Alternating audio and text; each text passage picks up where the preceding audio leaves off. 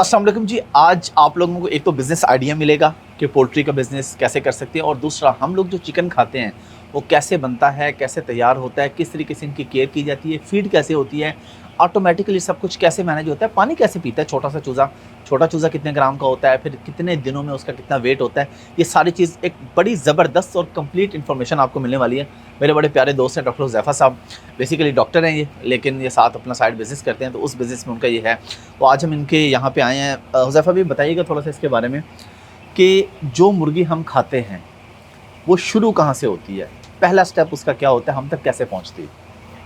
शुरू से पहला जो स्टेप है वो ये है कि हम चूज़ा हैचरिंग से लेते हैं। ठीक है। एक दिन का चूज़ा ठीक है। हमें डाल के जाते हैं। हैचरिंग वाली बिल्कुल अलहदा फील्ड है, और ठीक है। हमारा है कि हमने इसको कंट्रोल शेड में एक दिन से लेके उसको 2.5 किलो की मुर्गी बनाने तक जो प्रोसेस है वो यहाँ पे बनता है। ठीक है।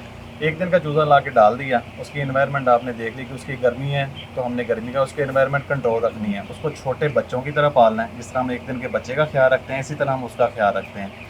और उसकी जो फीड गवर्नमेंट से अप्रूव्ड है वही फीड उसको दी जाती है, और जितना उसका हफ्ज़ाने सेहत के असूलों के मुताबिक जितना रिस्क मिनिमाइज़ किया जा सकता है वो हम करते हैं। जैसे कि अभी हम एंटर हुए तो हमने गाड़ियाँ बाहर खड़ी की, बिल्कुल। और वो केमिकल भी था कि अगर जब बड़े हो जाते हैं तो फिर उसमें से गाड़ी गुजर भी सकती है। बिल्कुल और ऐसे जब ही हम गुजरे तो हमने पाँव वो केमिकल के अंदर किए। जूते डिप करके, तो उसके बाद हम लोग आगे आए हैं। बिल्कुल ऐसे तो ही है। इतनी ज़्यादा एहतियात ज़रूरी होती है इसके लेकिन लिए। ये SOPs के तहत चलेंगे तो आपका यहाँ पे मिलियंस ऑफ पेमेंट लगी होती है। ठीक है। तो इसमें जो 40 दिन का प्रोसेस है 32,000 शेड का कंट्रोल का, ठीक उसमें है। आपके 3 से 3.5 करोड़ शेड के अंदर चल रहा होता है, ठीक जिसमें है। फीड का और चूजे का मिला के 3 से 3.5 करोड़ का खर्च होता है। ठीक है।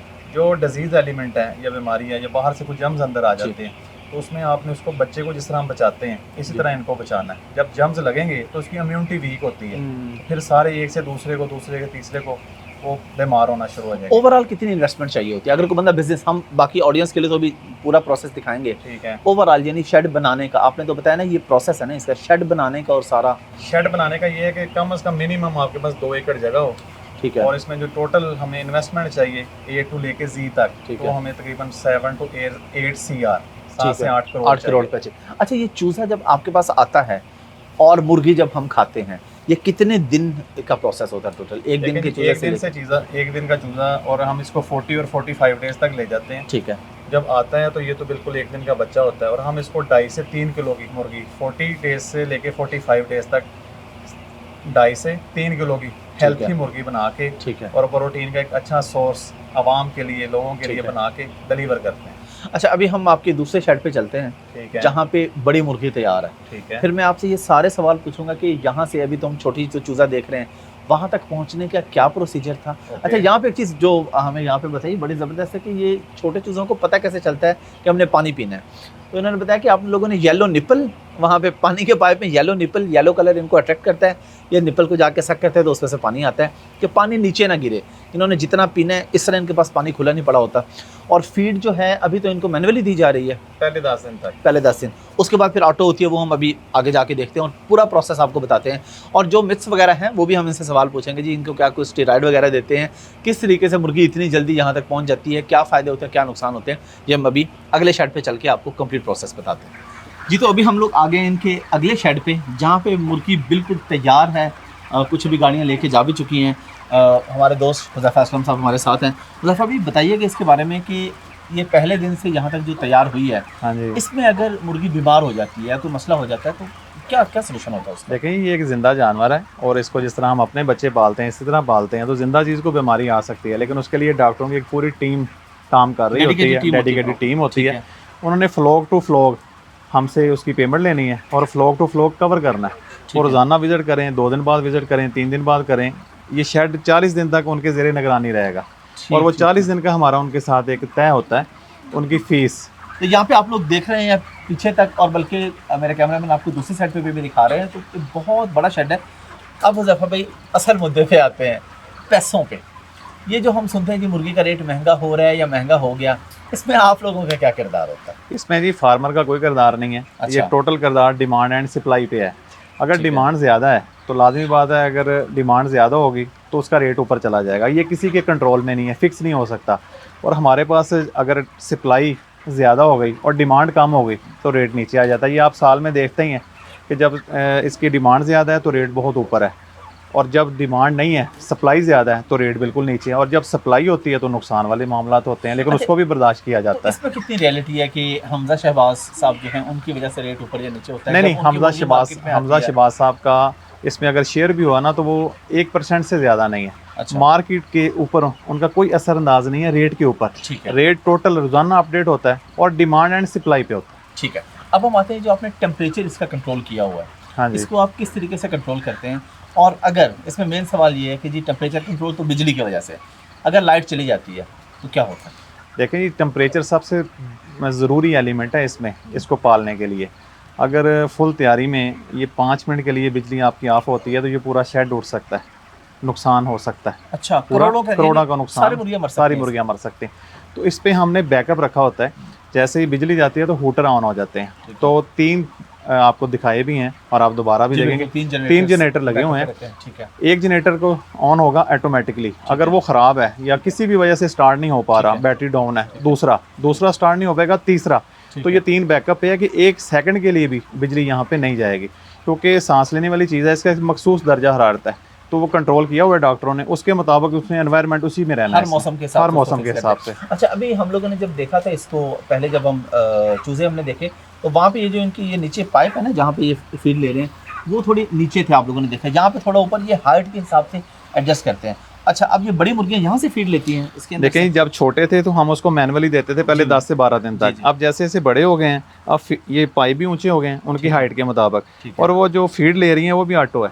फीड इसके अंदर खसूसियाँ आ रही है, खुद ही पीछे से जनरेट हो रही है, पाइप लगे हुए हैं, तो पानी भी इसके अंदर ही है। तो ये टोटल ऑटोमेटिक है, इसमें किसी बंदे का आगे खुद से फीड नहीं डालनी पड़ती, कंट्रोल रूम से फीड यहाँ पे ऑटोमेटिक आ रही है। और इनका वजन बढ़ाने के लिए कोई स्टीरॉयड या ऐसी चीज़ें दी जाती हैं? नहीं, ये जो बिल्कुल सेहत के लिए नुकसानदेह होती हैं?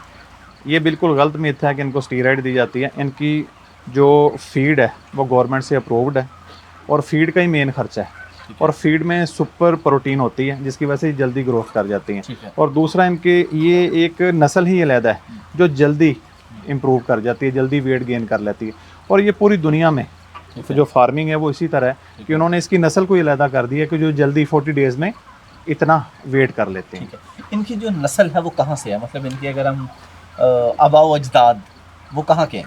देखिए जी, सारा जो हैचरी का मेन इसकी नस्ल चलती है वो तो सब अमेरिका से आता है। ठीक है। उसके बाद यहाँ पे आके हैचरी वाले उसी तरह प्रोसेस वही है कि अंडे से चूज़ा निकलना है, चूज़ा हमारे पास आना है। ठीक है। जो नेचर वाला फितरत वाला कानून है वही लागू होता है। ठीक है। आर्टिफिशियल कोई चीज़ नहीं है। ठीक है। अंडे से चूज़ा हमारे पास, हमने 40 डेज़ में अच्छी फीड दे के जो गवर्नमेंट से अप्रूव्ड है, इसको हमने 2.5 से 3 किलो का करके अपनी आवाम के लिए, लोगों के लिए एक सेहतमंद प्रोटीन मुहैया कर रहे हैं। हुज़ैफा भाई, ये बताएं कि जब आपसे मुर्गी खरीद के चले जाते हैं होलसेलर या गाड़ी वाले, वो आगे जाकर सप्लाई करते हैं, आप जब उनको दे देते हैं और आगे एंड यूज़र, जब मैं या आप अगर हम दुकान से जाके अगर ख़रीदते हैं, उसमें पैसों का कितना डिफरेंस होता है? पर केजी दुकानदार कितना कमा लेता है? जो यहाँ से फार्मर से होलसेलर लेके जाते हैं मिडल मैन, वो 15 रुपये उनकी कमाई है, 14 से 15 रुपये। ठीक है। और जो जिंदा की। ठीक है। और जो आगे हमें परचून पे रिटेलर बेचते हैं, जिनसे आप घर लेके जाते हैं, 15 रुपये उनकी कमाई है। ठीक है। तो इसका मतलब यह है कि बहुत ज़्यादा भी नहीं है प्रॉफिट, देखो नॉर्मल है, 15% इंतहाई मुनासिब। 15-16 रुपये 1 किलो के पीछे, ये तो एक मामूली रकम है, बहुत बड़ी रकम नहीं है। ऐसे ही है। और आप लोग जो हैं, जो शेड, मैं ज़्यादा डिटेल में नहीं जाऊँगा, लेकिन ओवरऑल आप लोग कितने % प्रॉफिट कमाते हैं? देखें जी, इसका सिंपल सा जवाब है, ये एक शरी जुआ है। ठीक है। इसमें आना चाहें तो लाखों आ जाएं और जाना चाहें तो लाखों डूब जाएं। यानी अगर खुदा न खासा मर गए हैं चूज़े तो फिर वो पूरा ही यार रेट कम हुआ है तो इसमें नुकसान भी बड़ा है, और अगर फ़ायदा है तो वो भी लाखों में और नुकसान है तो वो भी लाखों में। ऐसा कभी हुआ आपके साथ कि कोई बीमारी आई हो, एक चूज़ा मरा और सारे मर गए? रेट का ज़्यादा इफेक्ट होता है। अच्छा। कि सप्लाई ज़्यादा हो गई है, सेहतमंद हर सेट पे सेहतमंद पाल रहे हैं। ठीक है। जैसे ही सप्लाई ज़्यादा हुई है, रेट नीचे आ गया तो हमारी जो कास्ट है उससे भी नीचे चला जाता है, तो ये लाखों में ड्रॉप हो जाता है। ठीक है। और जो बीमारी की सूरत में, वो बीमारी की सूरत में SOP फॉलो करते हैं तो बीमारी इतनी नहीं है। फैक्टर एक ज़रूर है, लेकिन अगर SOP से तहत करेंगे तो बीमारी के फैक्टर को कम किया जा सकता है। हुज़ैफा भाई, कोई भी बंदा जब कोई बिज़नेस करता है ना, तो यकीनन हम, क्योंकि बीइंग अ मुस्लिम, हमारे 2 मकासद होते हैं। हमारा मकसद सिर्फ पैसे कमाना नहीं होता, हमारा मकसद होता है कोई कम्युनिटी को अच्छी चीज़ प्रोवाइड हो जाए, अच्छी सर्विसेज हो जाए। ज़ाहिर है अच्छे बुरे लोग हर जगह मौजूद होते हैं। आपका इसके पीछे बुनियादी क्या मकसद है? सिर्फ पैसे कमाते हैं या इससे कुछ? नहीं, 2 चीज़ें हैं। हम जी आवाम की खिदमत कर रहे हैं और बड़े अच्छे पैमाने में कर रहे हैं। हम उनको बड़ी हाईजीन सी प्रोटीन फराहम कर रहे हैं। अगर वो दूसरी साइड पे जाते हैं जिसमें मटन है और बीफ है, तो उसके कंपैरिजन देखा जाए तो सबसे जो बेहतरीन और सस्ता सोर्स है वो मुर्गी है। अच्छा, सस्ता का तो हम छोड़ देते हैं, आजकल हम ये देखते हैं हमारे बच्चे जो हैं वो, मैं बहुत से आसपास के दोस्त देखे, वो मटन और बीफ बच्चे पसंद नहीं करते, कहते हैं चिकन बर्गर खाना है, चिकन खाना है। सस्ती महंगी तो और चीज़ है, अब लोगों की पसंद जो है उसमें भी उसमें मसला आ ये है गया कि एक तो हालांकि इसमें तो कोई शक नहीं कि जो मटन है या बीफ है उसका तो अल्टरनेट नहीं हो सकता, लेकिन लोग नहीं पसंद करते।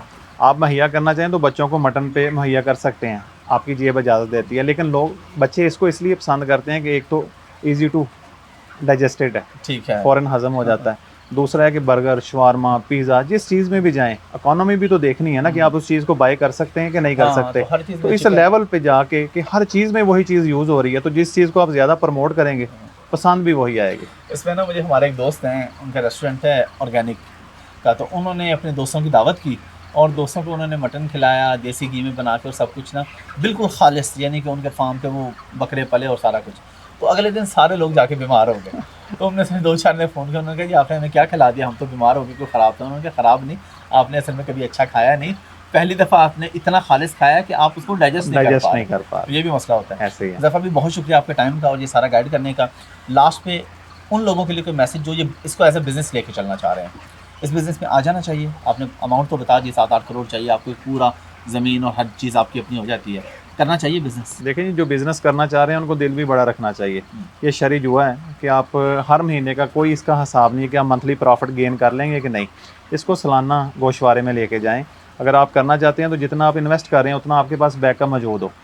अगर आप फ़र्ज़ करो 2 से 3 फ्लोग आपके माइनस में जाते हैं, ठीक है। तो आपके पास अमाउंट नहीं होगी तो आप फीड कैसे लेंगे, चूज़ा कैसे डालेंगे? उसका बेहतरीन हल है कि जितना आपने लगाया उतना ही बैकअप मौजूद हो, ताकि आप इसको कंसिस्टेंसी के साथ रेगुलर कर सकें। फिर आप साल के बाद जब इंशाल्लाह स्टैंड करेंगे तो प्रॉफिट के साथ स्टैंड करेंगे। यानी इसका जो असल में सर्कल है वो तकरीबन 40 से 45-50 दिन का है, उसमें आपको पता चल जाता है प्रॉफिट है या लॉस है। लेकिन 40 दिन बाद शीट बन जाती है, जैसे ही होता है। ठीक है। और 7 फ्लॉग साल के बाद निकाल के हाँ, आप एंड पे हिसाब करते हैं कि हाँ। अगर किसी में कम हुए किसी में ज़्यादा, तो एवरेज आप कह रहे हैं कि फिर प्रॉफिट में आप प्रॉफिट में आ जाते हैं। और उसमें जो आपने यहाँ बैकअप रखना है बैकअप रखें, उसके अलावा अगर कोई बचत अच्छी अल्लाह ने दी है तो उसको आप यूज़ कर सकते हैं। माशाल्लाह आपने तो इसमें से अच्छी बचतें निकाली भी होंगी। बस अल्लाह का शुक्र है। अल्लाह ताला बरकत दे आपके आमीन। बिजनेस में। बहुत शुक्रिया। Thank you. थैंक्स। अस्सलाम वालेकुम।